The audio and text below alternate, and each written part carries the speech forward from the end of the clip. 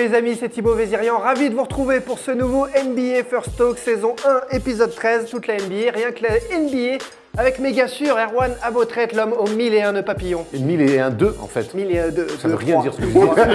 Quelle drôle d'idée, je ne sais pas compter. Salut à l'homme qui ne dort jamais, Thomas Dufont, at Just Be Like Tom sur Twitter. Je sens que tu vas m'embêter pendant longtemps là, cette affaire. Je suis à 2 minutes de changer de pseudo Twitter. Mais ça t'apprendra à avoir des surnoms des années 2000. 2000, laisse-moi être à la mode, tranquille. Nouvelle grosse semaine pour la chaîne YouTube First Team, les comptes YouTube, les comptes Facebook, les comptes Twitter, on est partout, Snapchat également. Regardez le programme qui se profile avec notre nouveau petit bébé. Tout le monde sera là en plateau pour l'émission First Talk Football, c'est nouveau, c'est tout. Elle est déjà en ligne d'ailleurs. Elle est déjà en ligne ah ouais. et vous pouvez la mater, nous donner vos avis. On sera de retour ensuite chaque vendredi pour vous proposer ce point hebdo football. Également les matinales à retrouver sur Facebook de la First Team comme d'habitude. Le First Day Show spécial Bad Boys avec Mister V en invité jeudi. Ça va dépoter les gars. Ah, c'est ça, ça sera avec Mister V. Alors, ça sera pas un spécial Bad Boys, on a changé, j'aurais dû te le dire. Mais non, ça sera avec Mister V, mais ça sera pas un spécial Bad Boys. Et encore, vous voyez, d'ici jeudi, il y a encore le temps de changer. On n'est pas encore bien raccord, mais ça va avancer quand même. Pour voir tout ça, Facebook, Twitter, Snapchat, le compte YouTube, abonnez-vous, partagez tout ça. C'est ce qui fait vivre cette chaîne, ce qui fait vivre tous ces contenus. Bref, j'adore ça. Au sommaire aujourd'hui. Que se passe-t-il dans le First Talk NBA? Les sites américains se posent la question. Isaiah Thomas ou Isaiah Thomas? Deux noms presque pareils, pas des joueurs presque pareils, mais un peu différents. Il y en a un qui vient des Pistons, l'autre des Celtics. En tout cas, on en parle dans quelques instants. KD, un retour de folie à OKC, ce sera aussi l'objet du débat du jour. Dans les news, tout de suite, c'est l'heure du... Bryant, on the move, with the jumper. Et on démarre tambour battant ces news avec le problème des Philadelphia Sixers, la blessure de Joel Embiid. Alors c'est un gros souci pour l'équipe qui allait comme ça et qui est maintenant un peu plus comme ça, non? Ah, ils prennent des matchs quand même. Ils ont pris le match face à Miami qui est resté sur 13 victoires de suite. Mais alors c'est une tuile pour les Sixers, c'est une tuile pour la NBA parce qu'on se régalait de voir Joel Embiid chaque année.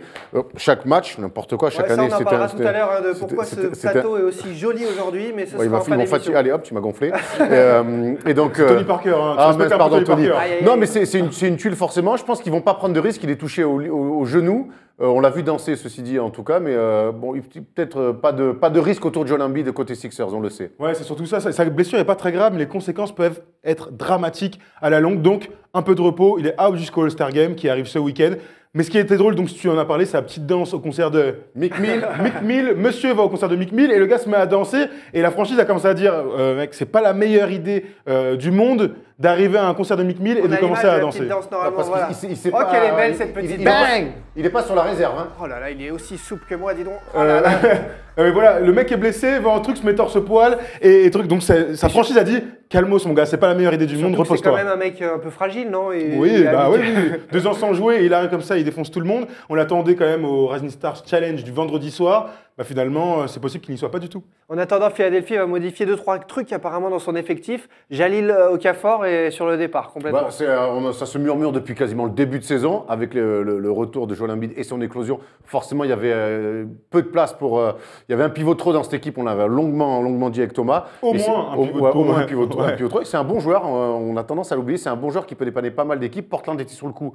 Ça sera finalement pas là-bas. Mais c'est un mec qui peut dépanner, on parle de lui aux Pelicans, une association avec Anthony Davis, ça peut être pas mal. Hein. Thomas, c'est le moins fort des trois qui s'en va là au final à Philadelphie. C'est pas le moins fort, en fait les profils sont hyper différents. Alors pour le refaire à Joel Embiid qui évidemment a éclos et c'est peut-être le plus gros talent des trois, à côté de Nerlens Noel qui est un pivot hyper moderne, donc c'est-à-dire très véloce, des mains, des interceptions, des contres, un bon défenseur, donc il peut rendre des services à pratiquement toutes les équipes NBA. Et Jalil Okafor qui lui pour le coup est un scoreur poste bas, à l'ancienne, un peu mou disons, pas très bon en défense, mais qui va t'apporter directement. Donc évidemment, les Blazers auraient été vraiment cool pour avoir un ancrage bas, ce qui leur manque cruellement. On parle de Pelicans, on parle aussi des Bulls, alors qu'ils ont Robin Lopez, et il y a une troisième équipe que j'ai oubliée, mais c'est pas grave, Mais ça peut intéresser plein d'autres équipes. Ah oui, clairement. Un poste 5 qui va t'assurer tout de suite du scoring sur un poste quand même où c'est compliqué de trouver des joueurs qui marquent des paniers, forcément c'est toujours intéressant. Dernier petit truc, ils l'ont mis au repos lui aussi. Entre guillemets au repos, c'est surtout qu'il est vraiment en instance de partir. On voit ça un peu dans le foot, mais on voit ça jamais dans le basket, de dire on arrête de te faire jouer parce qu'on veut pas que tu pètes. C'est leur Lassana Diarra. Ouais, c'est un peu ça. Il est de côté, le mec là, il est de côté. on n'y touche pas en attendant qu'un trade se fasse. D'accord. Bon, on parle toujours transfert dans ces news. On parle à 10 jours donc de la fin de la trade deadline de Mason Plumlee dégagé de Portland pour aller direction Denver en échange de Nurkic. Alors à qui la bonne affaire? Première question. Et seconde, est-ce la descente aux enfers pour Mason Plumlee, Erwan? Alors, c'est pas la descente aux enfers, parce que Mais c'est ça se discute.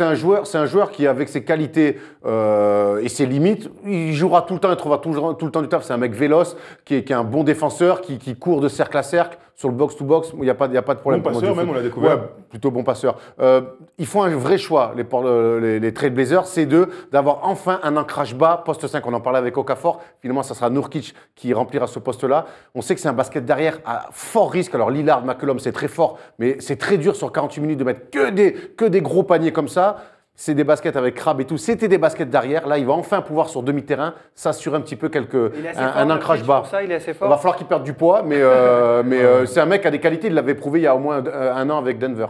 C'est un bon joueur. En fait, c'est un trade un peu étonnant parce qu'ils ont quand même lâché pas mal de choses. Alors, ils lâchent leur pivot titulaire, donc Mason Plumlee. Et t'as pas tort quand tu dis que c'est une descente en faisant faire. T'es aux Blazers. Alors oui, ça va se passer un peu mal cette saison, mais t'es pivot titulaire. Tu joues 30 minutes. T'es plutôt bien dans ton effectif. T'es en fin de contrat. Donc, j'imagine, lui signer un gros contrat cet été. Et t'arrives derrière un mec comme Jokic qui est sûr, qui a 35 minutes de temps de jeu. Alors oui, pour peut-être jouer ensemble avec Jokic en poste 4, ce sera intéressant de les voir jouer.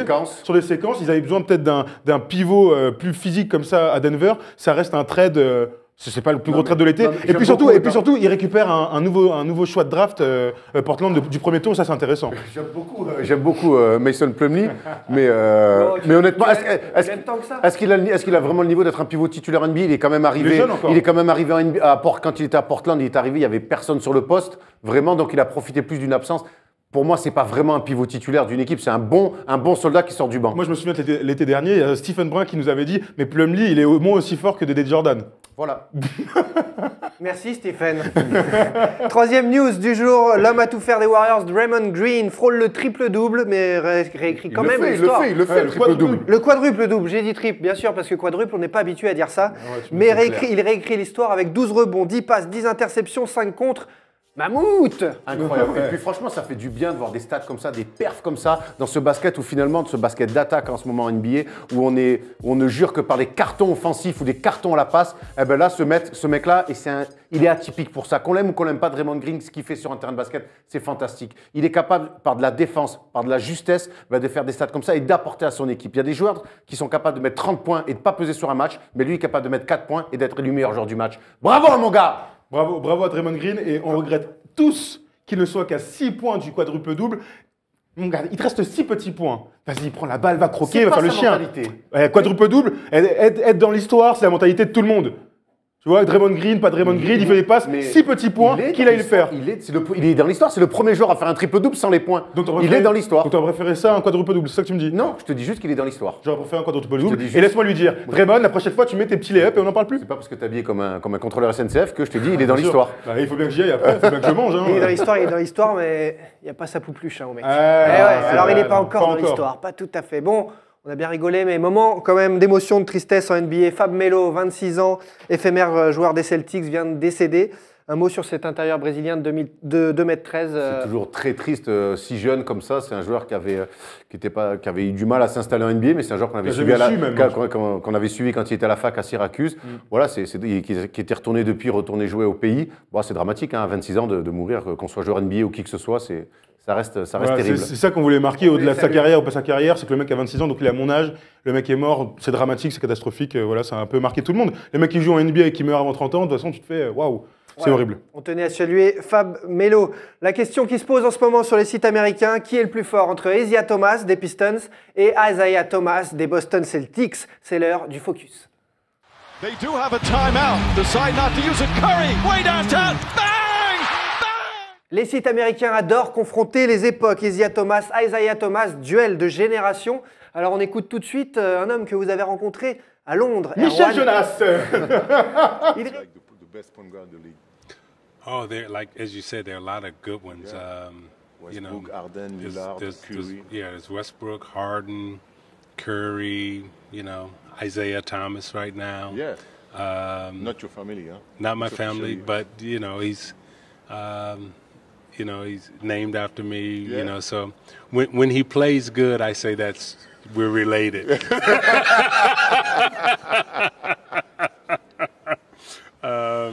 No, but they're. Well, you play for Boston now. Yeah, I play for Boston now. How ironic is that, right? The best player in Boston now is Isaiah Thomas. I love that, and I love that the Celtics have to cheer for Isaiah Thomas. And the crowd say MVP, MVP. Yeah, I love that. Sans transition, comment fait-il pour avoir les dents aussi blanches? J'allais dire, une dentition parfaite, tel un acteur américain. Il est sponsor par Polydent. T'avais des lunettes noires et t'as ébloui un Ah, petit il peu. est incroyable. C'est revenu avec le teint un peu tanné. Ah ouais, non, il nous a régalé. Il a régalé. Non, mais régalé. ce- En tout cas, donc ce pour la débat- petite histoire, il dit que c'est ironique pour les plus jeunes qu'aujourd'hui le public du TD Garden scande Isaiah Thomas parce qu'à l'époque, avant que Jordan soit Isaiah Thomas soit le grand ennemi de Michael Jordan, c'était la grande rivalité avec les Boston Celtics de Larry Bird et les Bad Boys de Détroit, qui était une équipe détestée aux États-Unis.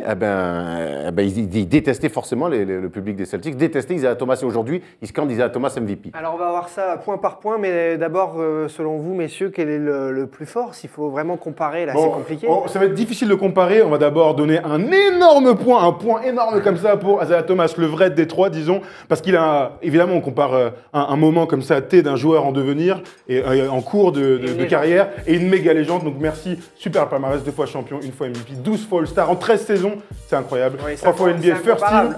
First Team, non mais voilà, évidemment que c'est totalement incomparable. Ce mec-là a été une légende, c'est peut-être le meilleur meneur de jeu pur, parce que t'as Magic, t'as Stephen Curry, t'as je sais pas qui, avec Steve Nash peut-être, avec Steve Nash, Jason Kidd, mais lui il est encore au-dessus, grâce aux 2 titres, et grâce aux 12, je répète, 12 sélections au All-Star Game en 13 saisons. Et plus que ça, c'est quelqu'un qui n'a pas été dans la Dream Team, mais pas pour des raisons sportives, c'est pour des raisons de comportement. C'était l'ennemi de Michael Jordan, et Michael Jordan a dit « Moi, je veux bien faire la Dream Team, mais pas avec Isaiah Thomas. Je prends pas mon été, je donne pas mon été à Team USA pour jouer avec Isaiah Thomas. Sans ça, il aurait fait partie de la Dream Team. Isaiah Thomas, c'est alors, on va comparer les deux, c'est intéressant. Isaiah Thomas, de Détroit, est un pur meneur. Il tourne quasiment à plus de 9 passes sur sa carrière. La meilleure saison, on voit le tableau. meilleure saison. Donc c'est un mec qui était plus dans la passe, on le voit à la première saison, 14 passes, vous vous rendez compte. Isaiah Thomas de Boston et lui, un scoreur beaucoup plus pur.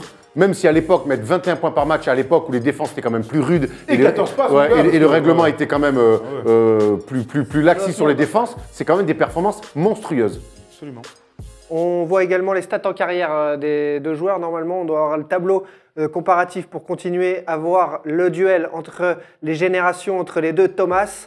Alors, Après, ce qui est cool de comparer entre ces deux mecs-là, c'est bien évidemment le style de jeu. Donc Isaiah Thomas, tu l'as dit, grand meneur, et Isaiah Thomas de Boston, scoreur soliste, entre guillemets, c'est-à-dire un mec qui n'est pas dans la passe. Il a fait des gros cartons offensifs avec 0 passe décisive, c'est quand même très rare pour être souligné pour un meneur de jeu. Et puis après, on peut comparer le style de jeu. Isaiah Thomas était stylé pour l'époque, mais le petit Thomas est quand même extraordinaire dans ses lay-ups main gauche, dans sa capacité à finir, à être hyper rapide par rapport à tout le monde. il est dans l'air du temps complètement. Ah, quoi. mais complètement, un joueur un peu Après, musculeux. Thomas, c'était un joueur en avance sur son temps Absolument, à oui. Détroit. C'était un petit meneur. À l'époque, il y avait quand même des grands meneurs. C'était Magic, la star des meneurs. C'est un mec qui allait très vite et qui était dans la création. On se souvient ce dribble où il fait rebondir la balle au-dessus d'un joueur. On se souvient de cette passe à terre pour un alley-oop. Je crois que c'est Dennis Rodman d'ailleurs. Je ne suis pas sûr, vous allez me corriger d'ailleurs si je me trompe, comme vous le faites excellemment chaque semaine. Donc voilà, c'était un mec qui était en avance sur son temps. Et puis on oublie, Jordan est connu pour avoir gagné 3 fois d'affilée. Et c'est ce qu'il nous confiait à Londres, Isaiah Thomas, d'ailleurs une interview qu'on vous mettra très rapidement sur la chaîne First Team. Il nous dit, mais ils perdent en 88 en 7 matchs, alors quand Isaiah Thomas se tord la cheville, au match 6, alors qu'ils mènent 3-2 face aux Lakers, et ils perdent le titre, et derrière, ils gagnent 2 fois. C'est peut-être la première équipe depuis Bill Russell à faire un free pit. Wax, notre ami Wax, a rencontré son idole au cours de votre périple, aventure On prend magnifique pas trop, lui, à Londres. le débat. Et justement, qu'est-ce qu'il en pense de tout ça? Salut tout le monde. C'était pour vous dire que je trouvais ce débat complètement déplacé entre Isaiah Thomas des Pistons qui a 12 sélections au All-Star Game, 2 titres de champion, un titre de MVP des finales, 3 sélections à la NBA First Team. En fait, ce qui manque au Isaiah Thomas d'aujourd'hui, c'est juste une carrière, en fait. Parce que le potentiel, il a tout.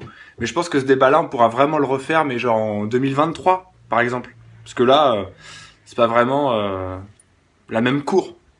Ok. Il a bien résumé le truc. Il clôt le sujet. Non, mais évidemment, quand nous, on s'est posé la question, enfin, on s'est jamais posé la question, jamais on dirait qu'Isaiah Thomas de Boston est meilleur que celui de Détroit. Évidemment, on parle d'un immense joueur, top 5 à son poste all-time. Isaiah Thomas est encore loin dessus, loin de là. Mais c'est vrai qu'on avait récupéré ce truc-là des Américains. On s'était posé la question avec Erwan et avec Thibaut, mais comment on peut se poser cette question-là en 2017 C'est beaucoup trop tôt pour juste imaginer que celui de Boston soit meilleur que celui de Détroit. C'était marrant d'avoir forcément l'impression d'Isaiah Thomas de Détroit sur Isaiah Thomas de Boston. Exactement. Bon, n'hésitez pas à nous donner vos avis sur le sujet aussi, si vous pensez complètement différemment, pourquoi pas.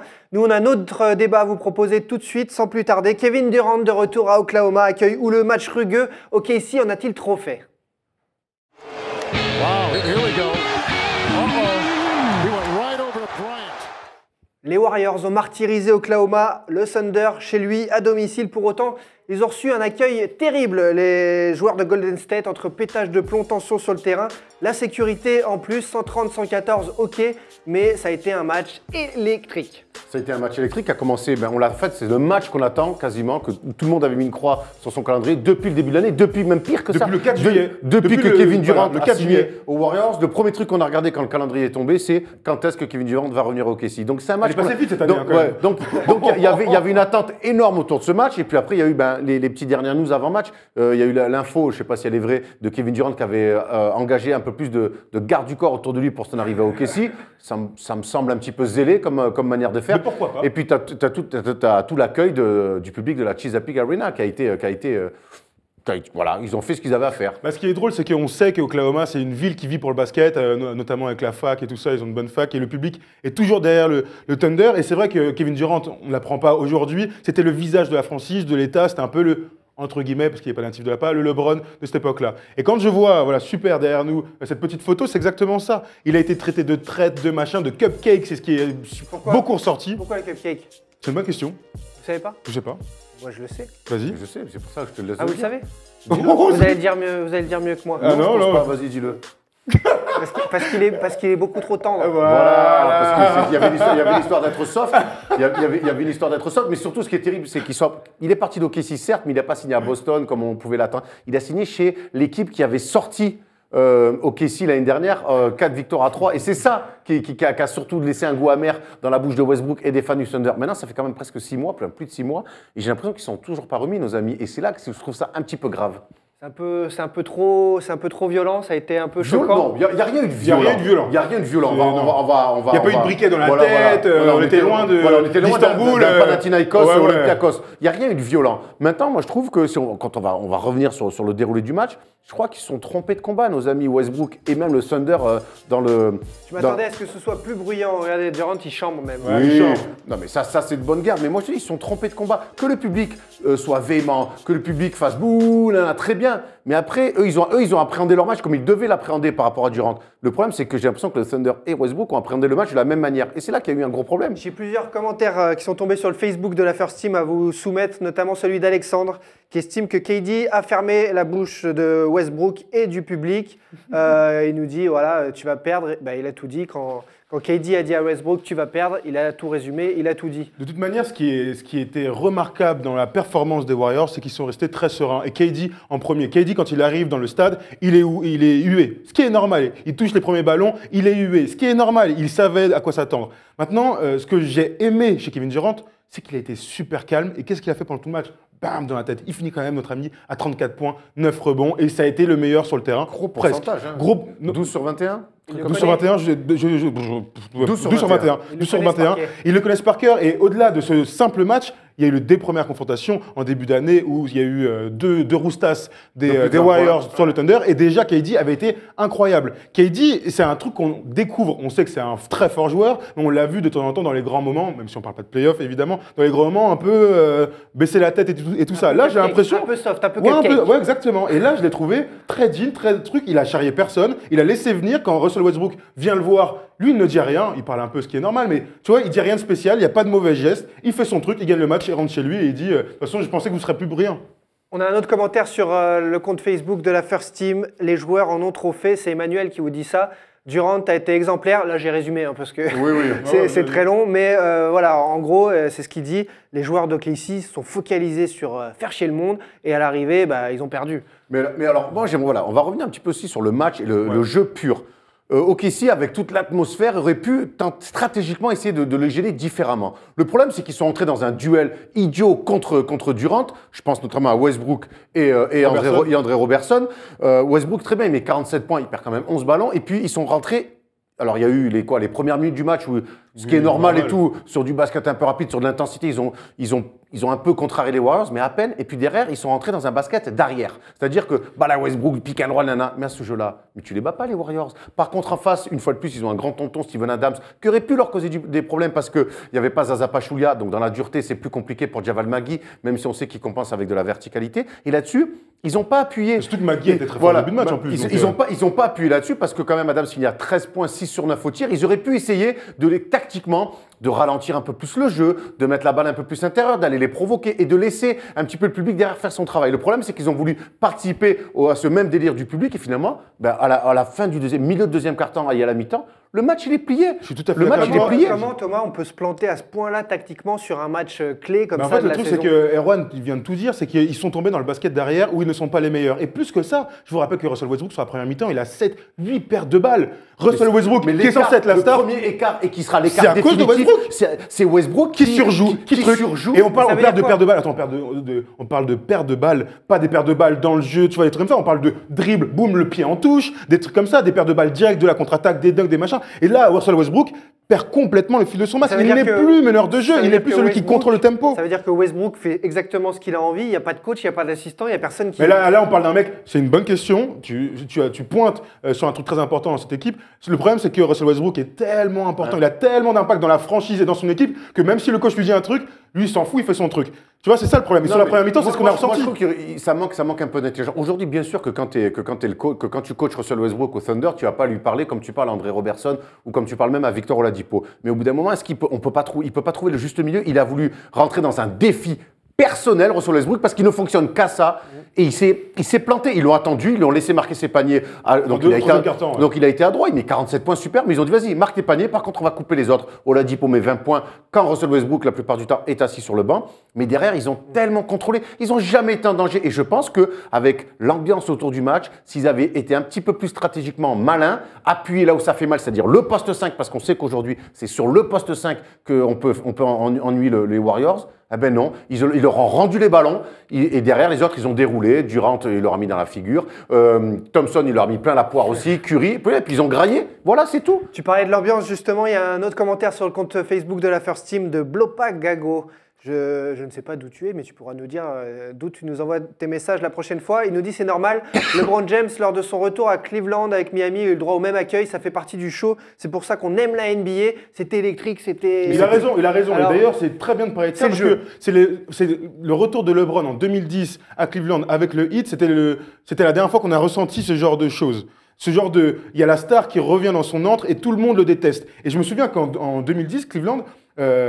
LeBron met 38, il est incroyable, il ferme la bouche de tout le monde, il rigole avec le banc, il s'en fout. Et ce qui était drôle, c'est que... En face, Cleveland, c'est l'équipe de N3. Exactement. Ce qui n'est pas le cas d'OKC. Attends, juste pour la petite histoire, quand on appelle, il y a l'annonce des 5 majeurs des deux équipes, LeBron, c'est le premier qui passe, il se fait huer et tout. Et on se souvient qu'à l'époque, Ilgauskas, lui aussi, était parti à Miami. Alors là, Ilgauskas, on t'aime! Et ça, c'était super drôle à voir jouer. Et dernier truc, tu as parlé d'un mec dans le match dont on n'a pas parlé, c'est Stephen Curry. Stephen Curry, je pense que c'est son match le plus sérieux que je le vois faire depuis... Allez, 6 mois, il a mis des tirs, des machins. Samedi soir, il finit à 26 points, 9 passes, 8 rebonds, 9 sur 19, 0 perte de balle, des bonnes passes. Il fallait la lâcher, il l'a lâché. Et c'est un Steph Curry meneur. C'est peut-être la première fois que je le vois autant meneur. Et ça m'a vraiment surpris quand j'ai vu le contraste avec Westbrook, qui perdait des balles. Il finit quand même à 11 ballons. Et Klay Thompson rajoute 26 points aussi. C'est pour ça que je te dis que le Thunder qui a voulu rentrer avec Robertson. Attends, mon gars, tu te rends compte que tu veux battre un basket derrière avec Robertson et Oladipo dans les ailes. Mais c'est comme si tu veux brancher Kim Kardashian et que tu veux serrer Kim Kardashian, mais tu l'amènes chez Pinky faire le shopping. Tu vois ce que je veux dire? Ça ne veut rien dire. Non, mais moi, c'est là où je suis très déçu. C'est qu'au bout d'un moment, c'est tombé dans un défi personnel. Robertson, quand il se met le tête-à-tête sur Kevin Durant. Mais ça fait partie du jeu. Mais moi, ça ne me gêne pas, ça. Moi, c'est plus dans leurs attitudes. Westbrook, quand il tape Durant, il lui parle, nana. Mec, t'as un moins 20. T'es chez toi. Quand il lui met le tir à 10 mètres dans la tête Durant et tout. Les gars, Kevin Durant, il est parti. On a le droit de le critiquer. On a le droit de dire, c'est facile, là, tu te mets dans la zone de... Mais au bout d'un moment, Kevin Durant, ça reste un des meilleurs joueurs au monde à son poste. Ils n'ont pas voulu, ils l'ont pas respecté en tant que basketteur, ils l'ont même pas respecté en tant qu'homme. Il les a fait payer cher. Et derrière, avec Enes Kanter qui vient là, oh les mecs. Oh, Enes Kanter, on pourrait. Ouais, Enes Kanter, moitié droit, mon gars, il est arrivé avec son costume, genre. Mais c'était un. Après, ça fait. Le gros problème, c'est qu'ils étaient à -20. Donc c'est normal, on leur tombe dessus, on dit t'es à -20, tu parles. Mon gars, tais-toi. Mais ça faisait partie du truc. Non, mais tu vois, c'était le retour de la mi-temps et tout. Au début, ça fait quand même 3 fois qu'ils jouent, 3 fois qu'ils prennent saucé. Après, c'est normal. Les Warriors sont une équipe supérieure au Thunder. Le Thunder est une équipe qui dans le match. Les Thunders est une équipe qui se reconstruit après post Durant. Et je trouve que les choix qu'ils font avec Oladipo, filer un gros contrat à Westbrook, c'est plutôt intéressant. Mais calmos. Voilà, pensez plus basket, arrêtez d'être dans la vengeance personnelle. J'espère que le cas Durant, il faut qu'il fasse une croix dessus et que c'est fini. C'est une équipe qui peut avoir de l'avenir s'ils arrivent à jouer un petit peu intelligemment. Et là, moi, ils m'ont énormément déçu. Est-ce que ça peut partir en feu en histoire entre les deux équipes sur un an Mais qu'est-ce que tu veux faire une rivalité? Il les démonte à chaque fois. Une rivalité, c'est quand les gens ils vont gagner à l'extérieur, les autres, ils reviennent gagner là-bas et tout. Ils ont joué 3 fois, ils ont pris 3 fois plus de 20 points. De quoi tu me parles de rivalité? Pour l'instant, c'est pas possible. Si ça tombe en playoff au premier tour, possible. C'est peu probable, mais ce serait drôle. Je pense qu'ils ne seront pas 8e parce que la place et les autres seront pas deuxième et les autres seront pas 2e. Mais ce serait cool de les voir. Mais on peut pas parler. Mais c'est pour ça, honnêtement, parler de rivalité. Alors le match c'était cool, bonne atmosphère, on aime ça. Mais venez pas me parler. On peut pas parler de rivalité. Rivalité, c'est quand c'est deux équipes qui se valent. Là, ils se valent. Je suis désolé, il n'y a pas photo. Hein. Avant de passer au top 5, on va vous parler des joueurs qui ont un potentiel quadruple-double en eux. Je voulais juste vous montrer une petite image. Est-ce que quand on a été président des États-Unis, on peut avoir un avenir en NBA ou au moins dans NBA 2K? C'est ce qu'ils ont imaginé cette semaine. C'est à Charlotte. Hein. Ouais. Très bizarre, il a les deux maillots, tu vois, Charlotte et les Bobcats. Barack Obama, ça ferait quoi comme joueur? Là, si c'est ces vraies images, il a 2-3 qualités athlétiques, notre ami. Hein. À quel poste plutôt? Ça a l'air d'être un bon poste 3. Un LeBron James, ouais, gaucher, shooter, mettre des tomates dans la gueule, pourquoi pas? Écoute, en small forward, il a l'air pas mal. Hein. Apparemment, il sait tout faire. Bon, merci Barack pour ce clin d'œil. En tout cas, on passe au top 5.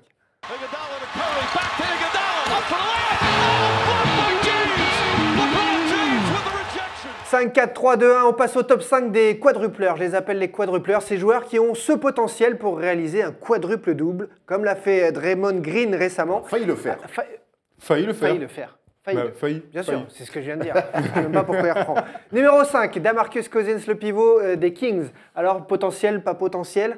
Bien évidemment, potentiel. Hein. En fait, ce qui était intéressant dans cette liste de joueurs, c'est des mecs qui vont mettre des points, waouh, qui vont prendre des rebonds pour les grands ou faire des passes pour les petits. Donc, c'est un bon triple-double. Et puis ensuite, c'est la question, est-ce qu'ils sont capables d'aller chercher les 10 contres, les 10 interceptions? Demarcus Cousins. Bonsoir, quoi. Ouais, évidemment, faut que ce soit une bonne soirée. Hein. Faut que ce soit même une très bonne soirée. Pour faire 10 interceptions, mon gars. C'est une très bonne soirée ou c'est un match où on élimine tous ses coéquipiers, on joue que pour sa gueule? Le truc, c'est que faire 10 interceptions ou 10 contres, quoi qu'il arrive, c'est une bonne soirée. Et Demarcus Cousins, il a ce profil-là de d'abord faire des triples-doubles, il a tout le temps la balle, il peut faire des passes, il va prendre des rebonds. Et sur une soirée, alors il faut qu'il joue poste 5 et qu'il mette des contres. Évidemment, c'est la stat la plus difficile à aller chercher, mais il a un tel volume de jeu qu'il est capable d'aller le faire. Ouais, non, mais ça fait partie. Il a le talent pour. Après, il pourrait les faire aussi avec les balles perdues. Hein. Mais bon, ça. Il a déjà fait, même peut-être. Ça compte pas. Après, je te dis, les points, les rebonds, on sait très bien qu'il peut les faire. Les passes, il est capable aussi de le faire. Et puis, je te dis, des fois, tu commences un match, et puis, je sais pas, au bout de 6 minutes, tu as déjà mis 4 contres. Tu sais, même. Au premier quart-temps. Voilà, au premier quart-temps, il y a des choses. Et puis voilà, c'est tombé dans des bons sorts. Donc, clairement, c'est un mec qui a le profil touche à tout qu'il peut faire. Cousins, une fois, a quand même fait 24 points, 21 rebonds, 10 passes, 6 contres. Voilà. Il est pas loin, hein. 6 comptes, c'est pas loin. Ça peut arriver surtout avec une équipe comme Sacramento. Autre équipe qui pourrait permettre à un joueur de faire un quadruple-double, Anthony Davis, le Pélican. Ouais, c'est le même profil. Hein. Alors là... énorme scoreur, on l'a déjà vu mettre des 60 pions. Contreur, énorme contreur, rebondeur féroce. Puis après, il sent le jeu, donc peut-être sur de la passe, sur des trucs comme ça. Mais tu sais, après, c'est un grand, donc c'est difficile de faire d'interception. Mais écoute, il y a un gars qui s'appelle Hakeem Olajuwon qui a fait ce genre de truc. Alors pourquoi pas, on voit ses stats. Ça va 2,5 contre. Bon, il a fait un match une fois à 36 points, 14 rebonds, 9 contre, 7 passes.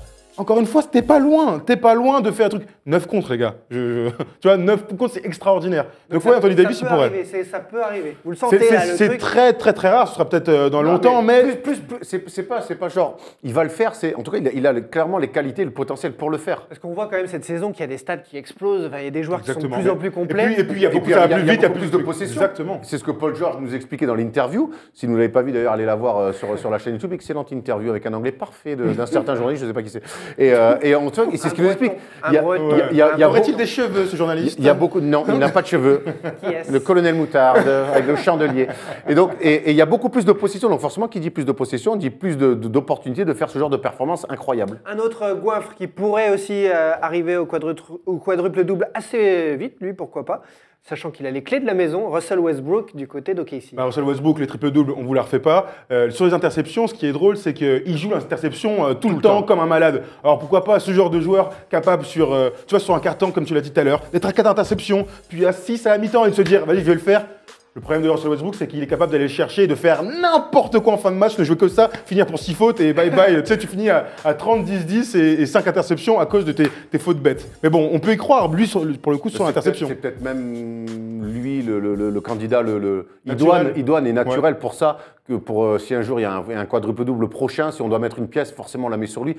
Rien que ses stats, on vient de les voir, un triple-double sur la saison. Ça fait longtemps qu'on l'a pas dit. Il y en a peut-être certains qui sont en train de le banaliser, mais non, c'est reste exceptionnel ce qu'il fait.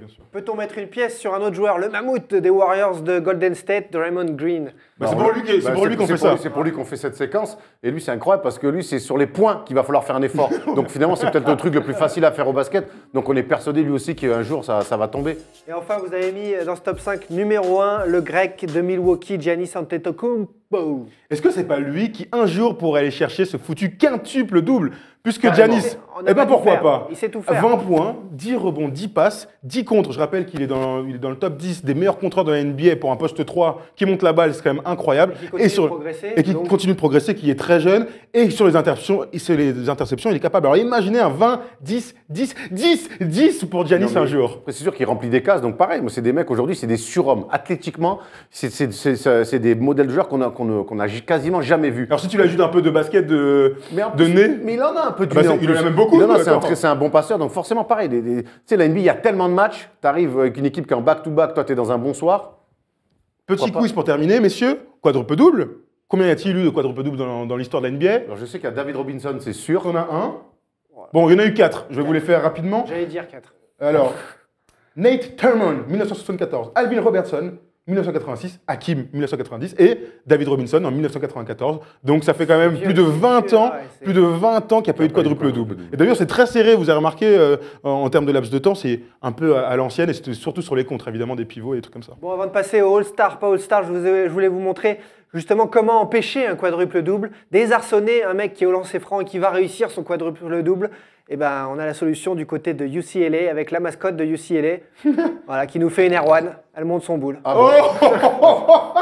Je sais pas d'où tu tiens tes informations, mais il va falloir revoir tes sources, mon ami. Montre-moi ton boule de mec, montre-moi ton boule, Air One, chant that. Allez, c'est l'heure du All-Star, pas All-Star. In overtime, and Michael has the ball, again guarded by Sean Marion. The fadeaway. Les flops de la semaine, je sais qu'à l'unanimité, on a un excellent, un succulent flop de la semaine à vous montrer. Mais d'abord, on passe au top de la semaine, le All-Star de la semaine. Vous en avez un chacun, on commence par toi, Erwan. Moi, mon top, c'est Spike Lee dimanche soir, qui était au match au Madison Square Garden, et qui au match face aux Spurs, et qui a revêtu un super maillot de Charles Oakley en réponse à ce qui s'était passé la semaine dernière avec Charles Oakley qui s'était fait sortir par la sécurité sous les ordres de James Dolan, le propriétaire de la franchise. On sait que Charles Oakley est un Knicks, un fervent Knicks qui a marqué l'histoire de cette franchise.